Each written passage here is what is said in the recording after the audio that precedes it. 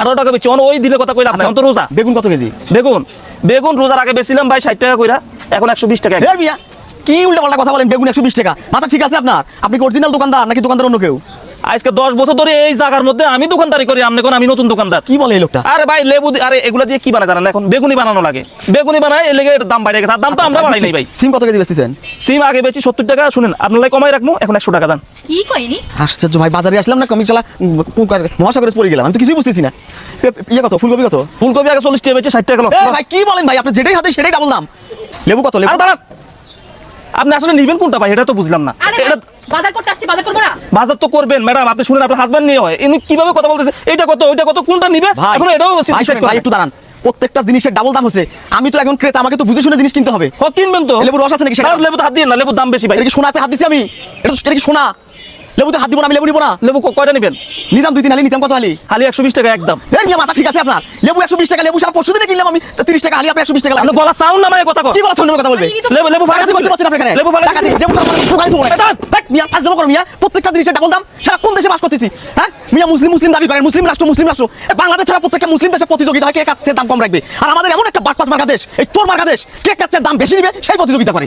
ফাইজলামো এটা ভাই, তুই তো আমার মাথা গরম করে দিছস রে, তুই কি অবস্থা করছিস আমার দোকানের? এই তুই এগুলো সব উঠাবি, সব উঠাইয়া এখন আমার এগুলো সব ঠিক করে দিবি। কি বলছেন? ঠিক করে দিবে? তুই ঠিক করে দিবি বেটা। ঠিক করে দিব? দাঁড়া, আমি দোকানদারি করতে পারবি না এখানে? দোকানদারি আমি করতে পারবো না। সিন্ডিকেট করিস? এই তুই কোন বালের কাস্টমার রে? তোর মতো কাস্টমার বলতেছি ভাষা ঠিক কর। শালা মানুষ সারাদিন রোজা রাখার পর একটু ইফতারে একটু শরবত বানায়া কলিজাটা ঠান্ডা করবে, একটু লেবু দিয়ে শরবত বানাবা। তোরা শালা এমন সিন্ডিকেট করিস? হ্যাঁ 20 টাকা হালি লেবু 120 টাকা লাগাইছিস বেটা, বাট পারি তুই। সোরের দেশ এটা, একদমই এমন দাঁড়ায় থাকবি। তুই আয় বেটা, তোর কোন বাবা ছিল? দাঁড়া এখানে দাঁড়া। তুই নাম নাম টাকা কি হইছে তোর? কি পাইছিস তুই? কি পাইছিস তুই? পাইছিস কি? পাইছিস কি তোরা? পাইছিস কি? আরে ভাই সারা বিশ্বে জয় কয়টা মুসলিম দেশ আছে, সব দেশে প্রতিযোগিতা হয় কে কাচ্ছে দাম কম রাখবে এই রমজান মাসে। আর আমাদের বাংলাদেশে কে কাচ্ছে মাল বেশি দামে বেচবে সেই সিন্ডিকেট তৈরি করে এরা। গত পরশুদিন লেবু কিনছি ভাই মাত্র 30 টাকা হালি, আজকে 120 টাকা হালি। 30 টাকা তো ছিল। এই বেগুন কিনছে কয় টাকা? 100 টাকা লাগাচ্ছে ভাই বেগুন, 100 টাকা বেগুন। ভাই বেগুন দিয়ে তো বেগুনি ভাজা সেজন্য দাম বাড়ি গেছে ভাই। এগুলো আলু কথা কবি না তুই? আলু কিনছে 20 টাকা, আলু 30 টাকা। গরিব মানুষ যাবে কোথায়? এত সিন্ডিকেট যদি এই দেশ হয় গরিব মানুষ কি খায়? রোজা রাখবে কি খায় আর ইফতার করবে তারা? ভাই আমি আপনাদের সব ভাই আপনারা ভিডিও করেন কে ভাই? তোর কি লজ্জা লাগে নাকি? তোর কি লজ্জা লাগে? আপনি গায়ে হাত দিবেন না? গায়ে হাত কি দেখছিস তুই?